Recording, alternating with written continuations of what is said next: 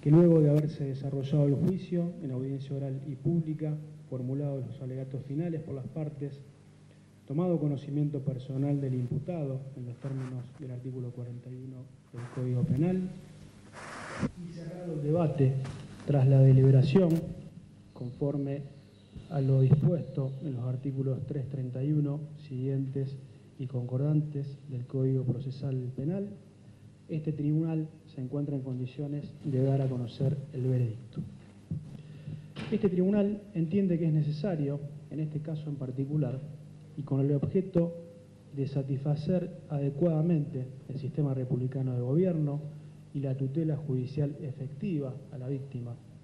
realizar una serie de consideraciones que abarcan las controversias esenciales del debate, sin perjuicio de que, como es sabido, la totalidad de los fundamentos de este fallo serán puestos a disposición de las partes dentro del plazo de ley.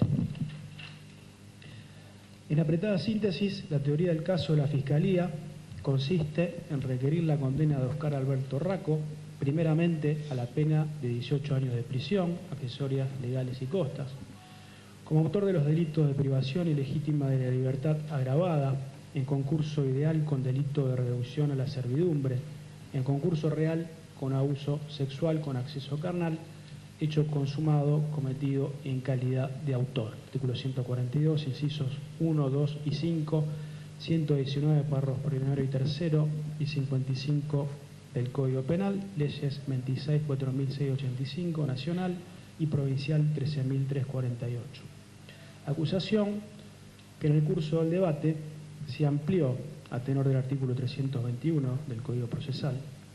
en función de circunstancias que surgieron del desarrollo del mismo, modificando el concurso ideal al real de la privación ilegítima de la libertad con la reducción a la servidumbre e incorporando la agravante del inciso D del cuarto párrafo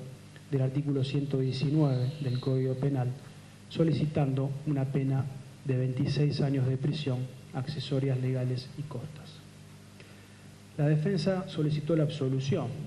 expresando que no es lógico un sometimiento de esta naturaleza, siendo que por el tiempo transcurrido, el conocimiento de sus familiares en el lugar donde vivía, en un lugar poblado, donde además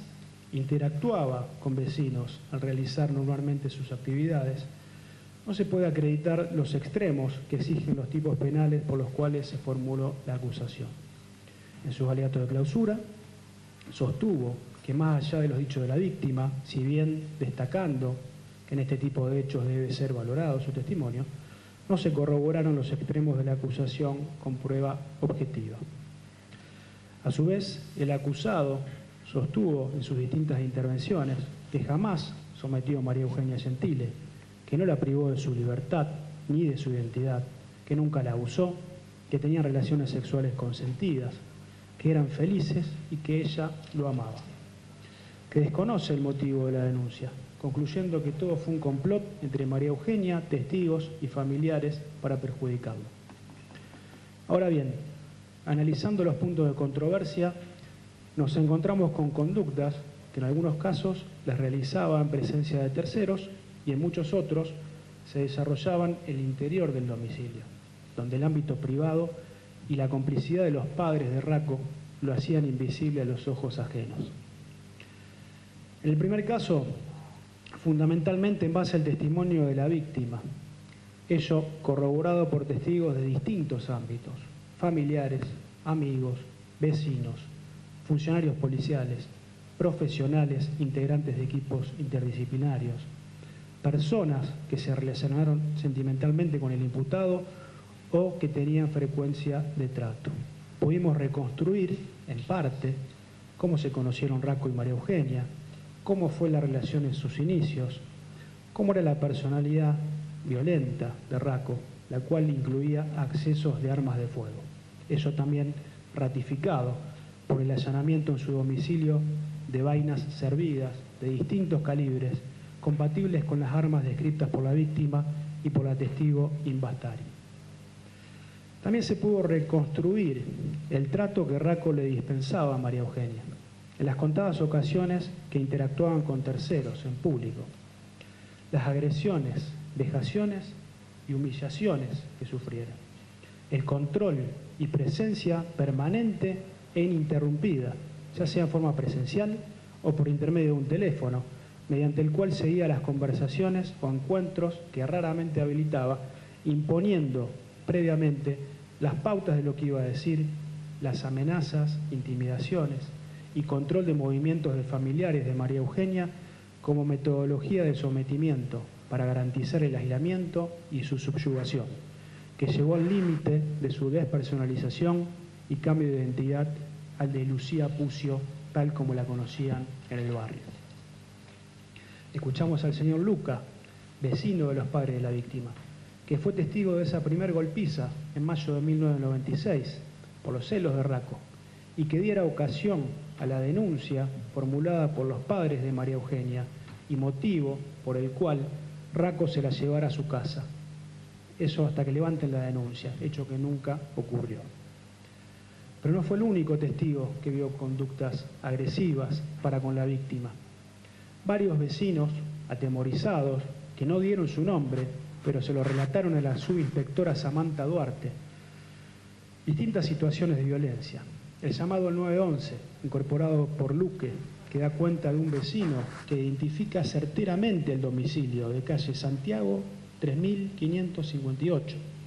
y refiere que el morador del mismo golpeaba a la pareja, efectuaba disparos con arma de fuego, entre otras cuestiones. También Yanina Ayala refirió los malos tratos, desprecios, humillaciones hacia María Eugenia y los comentarios inapropiados tanto en relación a ella como a niñas menores de edad. También se probó el sometimiento en la modificación del aspecto estético y la identidad de María Eugenia, modificados ambos por el acusado, para ejercer sobre ella su dominio, para quebrarla, despersonalizarla y aislarla, como un objeto de su posesión a quien podía moldear a su antojo. En este sentido, numerosos testigos ajenos a la familia, como su vecino Mauro Palaversich, María Yanina Ayala, Claudia Camburs, la vieron a María Eugenia con pelo rapado o corto, vestida con ropa de hombre, descuidada y desarreglada. Incluso el día que pudo escapar, conforme lo relatara Betiana Zapata, empleada de la estación de servicio de Italia y Pellegrini. Ese aislamiento también quedó expuesto cuando, en esa oportunidad, le pidió a Betiana Zapata la guía del teléfono para contactar a algún vecino o conocido que pueda ayudarla a ubicar a sus familiares. Asimismo, Ayala, Palaversich, Alexis Salas, la suboficial Samantha Duarte, en relación a las entrevistas que tomó a los vecinos, Hugo Daniel Mato, testigo de la defensa, e incluso el propio imputado, como un acto fallido en el curso de una de sus declaraciones, la llamaban Lucía, nombre con el que Racco rebautizó a María Eugenia, quien a su vez explicó con detalle el porqué de dicha elección, como así también el de otro perfil de Facebook, María Italia, que nada tenían que ver con la historia de vida de la víctima. En relación a los hechos sucedidos en un ámbito de intimidad, atento a la ausencia de testigos directos y ante las versiones encontradas de la víctima y el acusado, además del análisis de contexto mencionado precedentemente, deviene necesario recurrir a conocimientos de expertos para poder ilustrar al tribunal sobre posibles elementos de credibilidad de la víctima, incluso, en su caso, los conductuales, sopesándolo con la credibilidad que merezca la declaración del imputado. Ahora bien, sintetizadas las posiciones de las partes y bajados los lineamientos al inicio señalados al caso sometido a juicio, la información incorporada mediante los testimonios de la víctima, sus familiares, vecinos, amigos, funcionarios policiales, profesionales e integrantes de equipos interdisciplinarios, todos concluyen que el relato de la víctima es creíble y así lo estima también este tribunal. Para nosotros, el testimonio de María Eugenia tiene un muy alto valor intrínseco por la extraordinaria calidad de su discurso. La testigo se presentó en la audiencia con una actitud serena que acompañó la firmeza y convicción de su relato. Utilizó lenguaje sumamente claro y pudo reconstruir con elocuencia sorprendente tramos de su vida que indudablemente estuvieron signados por un terror que resulta difícil de imaginar. Refirió su calvario con lujo de detalles y de manera ordenada, sin caer en golpes de efecto ni exageraciones denotativas de algún ánimo de venganza contra quien la sometió a una degradación infame que cuesta describir. Su relato no tuvo fisuras. En él se aprecia claramente cómo a lo largo del tiempo el imputado, persistente e impiadosamente, fue quebrando todos y cada uno de los lazos que unían a la víctima con su vida por fuera de la perversa relación a la que la sometió, despersonalizándola hasta el punto de hacerla sentir, según sus propias palabras, solo un pedazo de carne. Ese estado de dominación total se inició con encadenamientos físicos y se perpetuó de una manera mucho más siniestra y efectiva, logrando que la víctima perdiera toda esperanza de contar con una vida distinta, hasta el punto de hacerla creerse merecedora de ese castigo, como una condición para que su familia pudiera vivir en paz, a salvo de las continuas amenazas que Racco mantenía latentes para dotar de vigencia al régimen de dominación, caracterizado por el control absoluto y permanente de todos y cada uno de los momentos de la vida de la víctima, a quien llegó a imponerle un nombre ficticio con el que la conocían los vecinos y allegados, como muestra cabal del éxito de su perversa metodología de aniquilación de identidad. Todos los aspectos de la relación que unió a Oscar Racco con María Eugenia Gentile constituyen en sí mismos y desde el inicio atentados a la libertad y la integridad sexual contra la mujer, cometidos sin lugar a dudas en el marco de una relación signada por la violencia de género más extrema. Y es así que la marcada experiencia de los testigos expertos y sus capacidades en la materia las han dotado de facultades para desenmascarar la existencia de una fabulación en el relato, o si el mismo obedece al armado falso o a la repetición de frases proyectadas por terceros que pudieran influenciar en los relatos. Y ninguna de las precisas explicaciones así lo han transmitido. Más aún, expresamente se han explayado acerca de la veracidad de los hechos relatados por María Eugenia en esos 23 sufrientes años, cuyo detalle solo es posible en función de la vivencia de los mismos y a los que fue sometido por Oscar Racco. Ahora bien, ¿por qué no se le puede creer a Racco, a quien se le están pidiendo 26 años de prisión? La respuesta debe buscarse y surge con claridad meridiana en la prueba de la acusación, la cual fue determinante para permitir afirmar que Racco no es veraz, o al menos guarda oscuro silencio sobre su obrar. Así las cosas, el estado de inocencia fue razonablemente destruido a partir de la prueba rendida en juicio, prueba objetiva, de distintos entornos y no únicamente basada en el testimonio de la víctima. La construcción de las teorías del caso de los litigantes tendrán mayor o menor anclaje probatorio en función de las acreditaciones que logren obtener. Y estas están guiadas firmemente por la historia y verdad fáctica de los hechos que pretenden acreditar. No se trata que la defensa no haya tenido posibilidades de ejercer una defensa efectiva. Es que en el caso su estrategia sin dudas no pudo tener éxito, no por su estrategia, sino en función de la abrumadora realidad presentada por la acusación. Claro está que el rol funcional de la defensa técnica lo lleva a efectuar un análisis distinto que al modo de ver de este tribunal no encuentra anclaje en la prueba del debate. Ningún experto ha generado en el tribunal el efecto desincriminatorio pretendido por los meros dichos del acusado y una única testigo que pretende apuntalar ese discurso vacío de prueba y que se contrapone a la totalidad del acervo probatorio, en un amplio espectro de testimonios de distintos ámbitos, no solamente de aquel cercano a la víctima. Los indicadores a partir de los cuales los profesionales pudieron apreciar esta subyugación signada por la violencia física y psicológica, el sometimiento, la dominación, el abuso, han sido cabalmente explicados y su minucioso análisis excede las finalidades de este holding. Basta de afirmar, no ha consistido en una vacía enunciación de los mismos, sino que muy por el contrario, frente a las limitaciones subjetivas de María Eugenia, ya sea que lo denominemos como lo han hecho los distintos profesionales, adaptación patológica, síndrome de adaptación paradójica a la violencia doméstica o encerrona trágica, que derivó en su disociación, en su despersonalización, en la aceptación de esa dominación, que hizo que esa libertad ambulatoria que el acusado destaca sea meramente aparente. En la misma dirección, y ya analizando el diferente peso probatorio de los expertos, debe tenerse muy presente el análisis conglobado de los hechos que el tribunal ha realizado a partir de los criterios rectores de la sana crítica. Es que en función de la lógica y la experiencia racional, el motivo disparador de la denuncia, basado en los motivos que el acusado ensaya en su declaración, ya sea por despecho o no tener un hijo con él, no puede ser recogido. Me parece que esos motivos no solo no fueron acreditados, sino que además perjudicaría, sin hesitaciones y con marcada gravedad,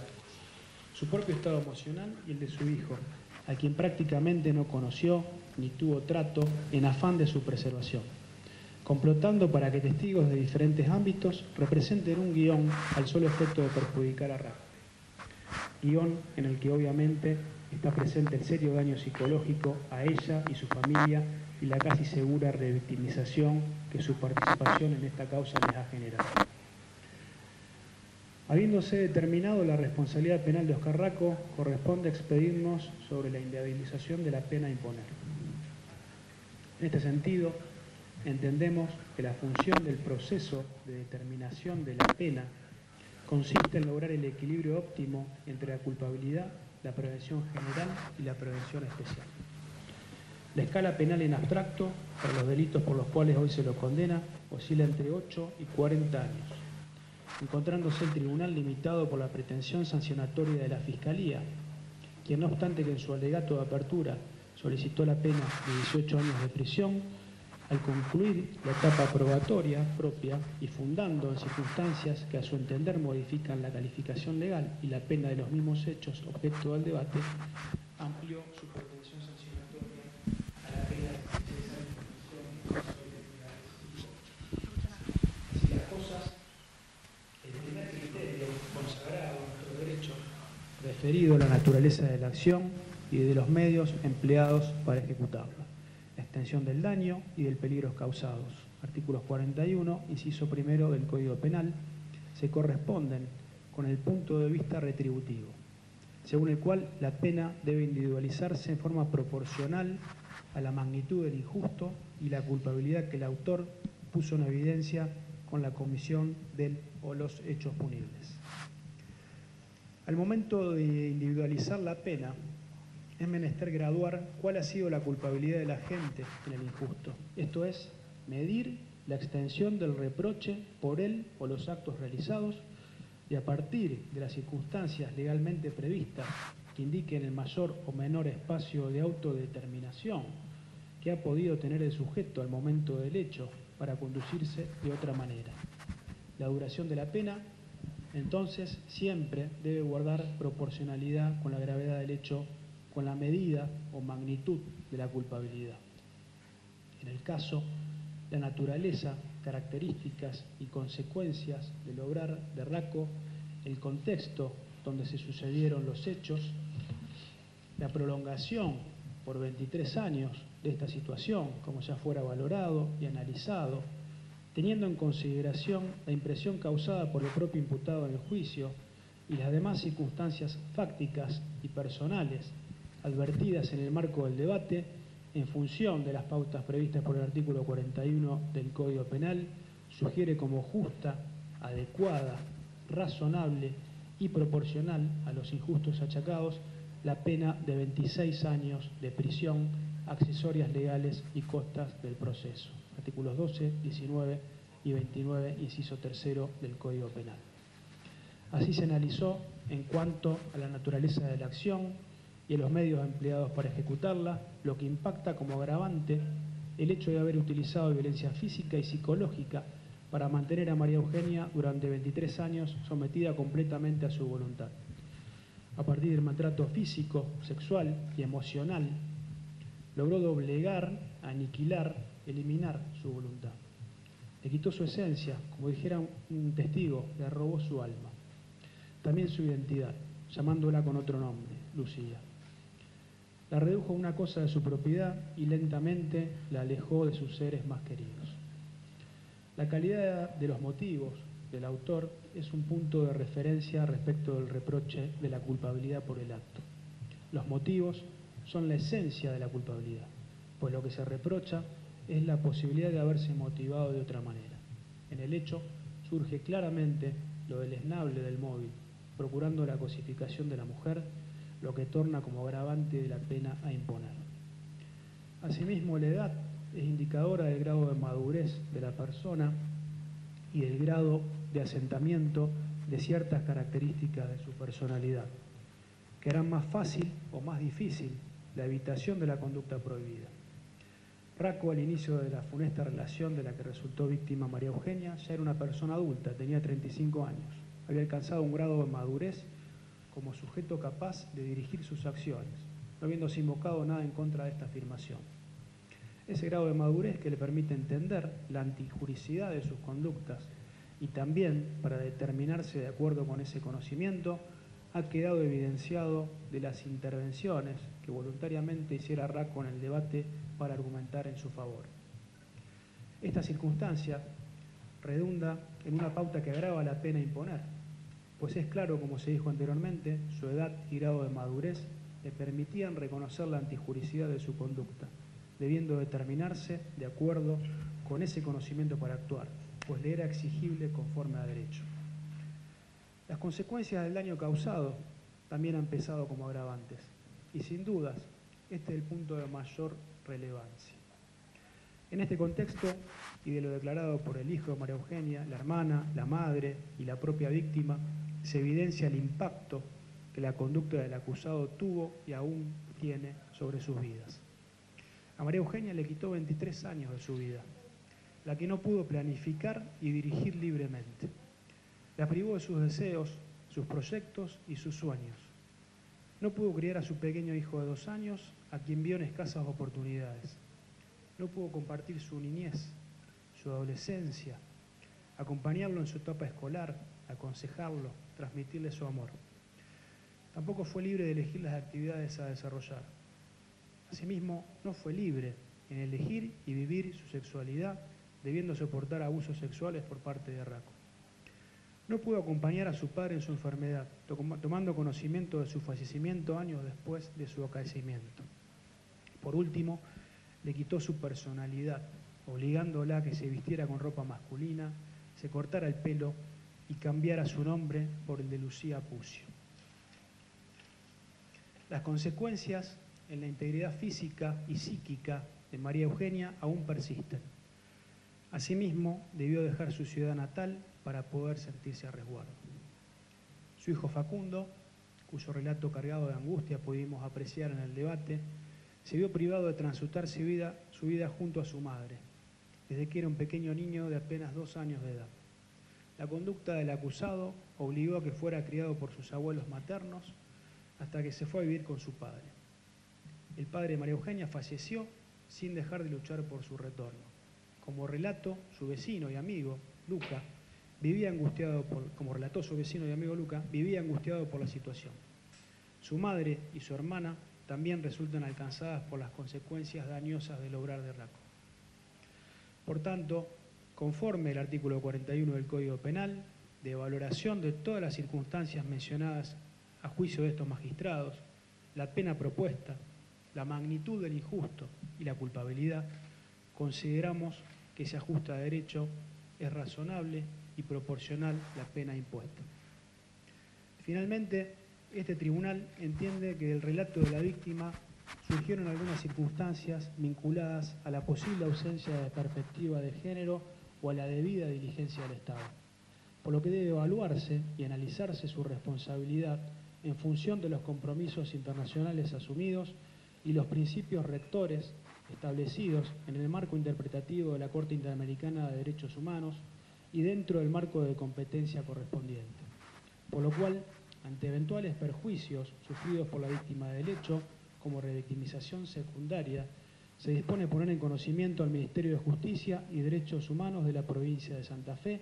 para que arbitre los mecanismos a tal efecto en forma conjunta con el organismo del Estado Nacional competente, anticipando desde ya la total colaboración de este tribunal a tales fines.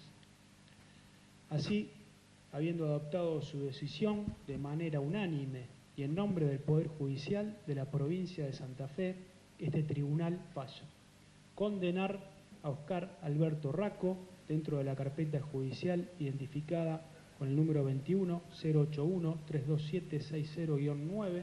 como autor penalmente responsable de los delitos de privación ilegítima de la libertad agravada, en concurso ideal con el delito de reducción a la servidumbre, en concurso real con abuso sexual con acceso carnal agravado por el uso de un arma de fuego. Hechos consumados y cometidos en calidad de autor. Artículo 142, incisos 1, 2 y 5, 119, párrafos primero y tercero, en función del inciso D del cuarto párrafo, artículos 45, 54 y 55, todos del Código Penal. Ley Nacional 26.485, Ley Provincial 13.348, por acreditación de pruebas suficientes y fundantes de su responsabilidad penal. Artículos 161 y 333 del Código Procesal Penal. Punto número 2. Imponer a Oscar Alberto Racco, como consecuencia jurídica de la condena, la magnitud, el injusto y el grado de culpabilidad, la pena de 26 años de prisión, accesorias legales y costas. Artículos 5, 12, 40, 41, 45, 29, inciso tercero del Código Penal, artículos 321, 331, 332, inciso octavo, 448 y concordantes del Código Procesal Penal. Poner en conocimiento de la víctima el presente decisorio conforme a lo previsto por el artículo... 26 años finalmente para Racco, 26 años, y creo que el juez o los jueces en esta lectura del fallo leyeron un poco la historia de todo lo que le pasó a María Eugenia con algunos detalles